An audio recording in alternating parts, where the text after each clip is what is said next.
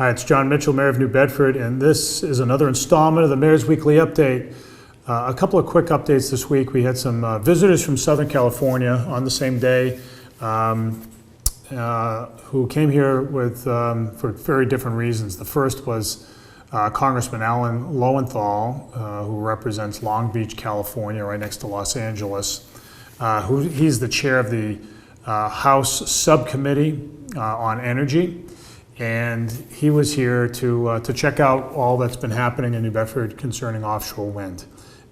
We've obviously worked very hard to position ourselves to become a center of offshore wind on the East Coast. There's still tons of work ahead in the years to come, but we are here in New Bedford getting the reputation as a place that's really forward-leaning in this industry and where much is going to happen. And so he plays a role in formulating federal policy on that front in a number of respects. And so he came specifically here to check things out. So it was great to host him, but also significant in our effort to grow the offshore wind industry and while maintaining what we have in fishing, and to get federal support to do both of those things. So that was a very positive visit.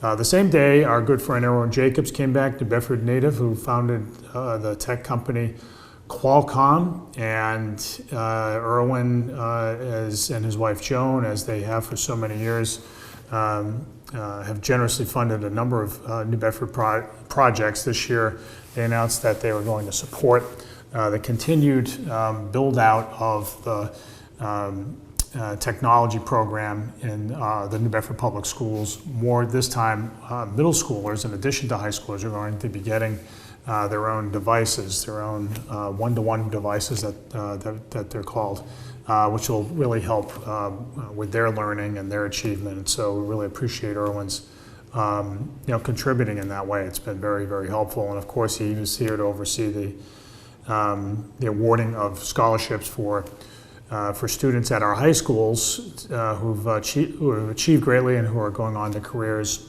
in engineering or in other hard sciences. So congratulations to all the winners, but most of all, thank you to Irwin and Joan for their continued generosity for New Bedford.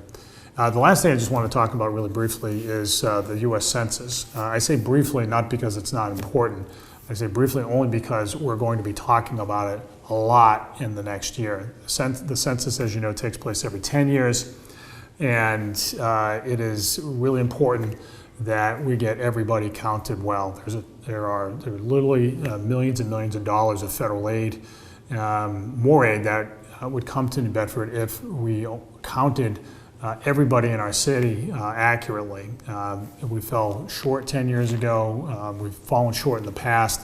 It's hard to ensure that everybody is counted. So even though it's going to take place next year, we're laying the groundwork now to ensure that we have all the pieces in place to get everybody to fill out the form. And so over the next year, we're going to be encouraging people to do just that. And so stay tuned, and if it starts to sound really repetitive, then it's okay. Please forgive me. But I will say, though, that in the next year, whatever you can do to spread the word, to get people to fill out that census form, the better. And again, you'll hear me repeat that over and over again, because not everybody gets the message until they've been reminded a few times, and that's true. Lots of stuff, and that's just the way it is. But there's a lot at stake for all of us together in the way of federal and state funding if we were able to make sure that our population is accurately counted. So stay tuned. With all that, that's been the Mayor's Weekly Update. Enjoy the weather, and we'll see you next week.